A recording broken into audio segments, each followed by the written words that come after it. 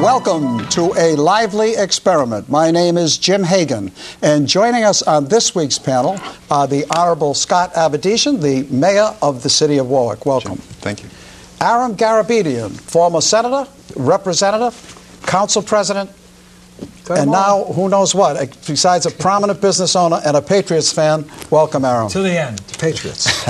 And the National Public Relations and Communications Consultant, Hi, Jim. Dave Lehman. And WPRO radio personality, John DePetro. Good to see you, Jim. Welcome, one and all, and thanks for being here. We'll begin with, first of all, let me ask the mayor about political ambitions. Do you have any? Will you be remaining as mayor of Warwick, or are you considering a run for, some people say, lieutenant governor or higher office? Well, I have decided not to run for lieutenant governor. Most of you know that former Senator Link Chafee had asked me to consider that. I did for a while and decided that wasn't a good spot for me. Now I'll take the next month or so and figure out what I'm going to do next year. Okay. What are you looking at? What other? Some people have suggested that I look at general treasurer, and there's a group in Warwick that has come and said, we want you to stay on as mayor.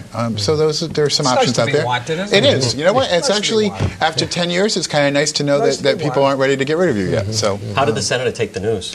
Because that was looked upon as going to be a good ticket. It was fine. We had a long discussion about different things that are going to happen next year, and he took it well. Would you still support him? Yes. Regardless of party? His dad was my first boss, and I followed him onto the city council, then followed him into the mayor's office, and we've been friends a long time. And I think one thing we don't have enough of is loyalty in political life, and I will remain loyal. Isn't that an oxymoron? It really is, and I try to remember those people who helped me all the way along, and he was one of them. Okay, now, Governor Kacheri has announced that most state offices will close for 12 days in order to help him resolve this fiscal crisis. However, today is Thursday. They're in court, and I understand the decision was stayed. Right. Yeah. So is his original thought a valid resolution to this crisis, or is there another way? Jim, the state is broke. The governor, the situation is worse. I had him on my program yesterday, and they thought there was a deficit of $68 million. Now it turns out May and June were soft, so they're actually short $130 million. Short of layoffs, I don't see what options that the governor has. What I think is disturbing is the union, when they submitted their briefs, their solution was higher taxes and go after the rainy day fund, which is $80 million. Now, I don't know of anybody that thinks that those are good options in Rhode Island right now, to raise taxes and then take the last bit of money. So I think that they have put, I think, the governor in a very tough situation. And suppose the courts turn on him and say, you can't do this. Well, the other thing about that, now it'll go to the Supreme Court. The other part about this is the justice that decided it is Justice Maureen McKenna Goldberg. Now, let's be honest, her husband makes his money being a very successful lobbyist. It would see in some way that that's the person that decides it. That doesn't sit, I don't think, well with anybody. But it also, this is the first time I've heard state workers are demanding that they want to go into work, and that's catching a lot of people off guard. I think they should. Go ahead, Dave. No, well, I think we're running out of options here, and I think it goes back to the fact that the legislature needed to have made some harder choices while they were in session. They have taken much of the summer off, which I don't think sends the right message to anybody. But I don't. On the other hand, and I'm going to talk a little bit out of both sides of my mouth, I don't blame the rank and file state workers for feeling as though they're kind of getting piled on in this particular case. It ultimately boils down to about a 4 to 5% pay cut for them. But then again, I'd remind them that there are a lot of people who would love to have their pay and take a 5% pay cut because they're not working. So this is a real tough thing, and I think the idea of raising taxes is just a horrible idea. The backdrop of this is Kiplinger.com today ranked Rhode Island in several more of the unfavorable categories: high real estate taxes, high tax burden. We're one of the top 5 worst in the country, according to the Kiplinger.com survey. So that's not raising taxes is just not the answer. I think we got to come to grips with this, or we are never going to come out of this recession. But they got to move quickly, right? I mean, you can't wait until the first of the year again. Well, the bottom line is we're now caught with a bunch of conflicts where a governor takes an oath to uphold all the state laws and a constitutional balanced budget.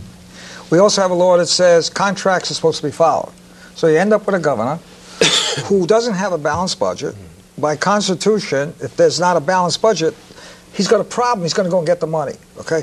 Second of all, we have, and starting in 1966 or so, we passed laws giving collective bargaining. So those laws have to be upheld. Now we got a set of conflicting laws in the government. The governor, the legislature start getting in trouble, and the bottom line is there just is not enough money.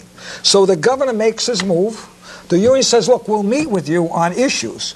Now, if the governor is forced to lay off people, he may be forced to lay off people because he doesn't have the money to pay them. That'll be the price. Hopefully, the unions and the governor will continue to talk to find a way that both sides can walk away and say we did the right thing. Mayor, the governor is also cutting aid to cities and towns. You obviously are the mayor of the second largest city in Rhode Island. How are you handling it? How will you handle it? Well, we've been cut, if we include the proposed $3.5 million cut that he just announced, it's $11 million in less than 6 months. And there were a couple of different things. One, we went back and renegotiated with all of our unions, got wage reductions for last year, no increases this year, higher co-pays on health care, higher payment into the pension plan, got rid of holiday pay and clothing allowances and all of that to close last year's gap. The issue for now is that it's going to be $3.5 million that they're going to take out of the motor vehicle excise phase-out. Now, the notion was we were going to phase out the auto tax because it's a regressive tax. It hurts those who really can't afford to be paying that tax. What I'm hearing now is 1/4 of that doesn't get reimbursed to us. There's a move to say it's about $140 million for the rest of the 3 quarters. Maybe that's where they move. I think it's a bad move now to get rid of the auto phase out and say, let cities and towns go back to charging property taxes on vehicles and take that money and try to move that into where they have another big gap. You know, in October, when the next revenue estimating conference comes up, the projections are they might be $300 million in debt in the current year, let alone the 150 from last year. So you're talking a huge shift there. They're going to need every dollar that they can get regardless of where it's coming from. But the argument that I have is when you make a commitment and you go out and you tax based on that commitment, it's very hard to walk away from it. You know, 10 years ago, they started phasing out the inventory tax. 10% per year. Each city and town started phasing that out with the caveat that the state would reimburse you for the money that you were losing. They reimbursed cities and towns for the first year, never reimbursed us anything from that point forward. So over those 10 years, we are down about $34 million that had to be made up somewhere else. You add another $11 million onto that, you're talking a $45 million shift. Our budget for this current year is $1.3 million less than it was last year. And state spending went up 12%. So you've got to have a little bit of a mix here. I'm not saying that there aren't reasons why the governor is doing what he's doing or reasons why the legislature didn't fill that gap last session, but it can't just be take another issue and pass it on to cities and towns, because I'm fearful then you're going to end up with car taxes that... The unions took the state to court. Yes. What can the cities and towns do? There has been talk about a class action suit against the state saying, you know, we went into this motor vehicle phase out because of promises that you made. That there's been no decision on that yet. But one of the interesting parts is that if the state law says that we have to charge for when you come in and file a deed, the realty transfer tax, a certain percentage of that goes to the state. If we don't remit that to the state, they can withhold our general revenue sharing. Well, now the argument is we don't have any general revenue sharing, so do we have to submit all that money back to them? So you're going to see all these little games back and forth now between cities and towns saying, if you're not giving us our money, we're not going to give you your money. What we really need to do is talk about how we're going to all work on this together instead of hearing things. Is there enough time? Listen, the cities before this happened, last year and this year, were ranked 44th in the nation for aid from the state. 44th. We're near the bottom. I'm convinced next year when they look at the schedule, we could be 48 to 49. There's nowhere to go with the cities.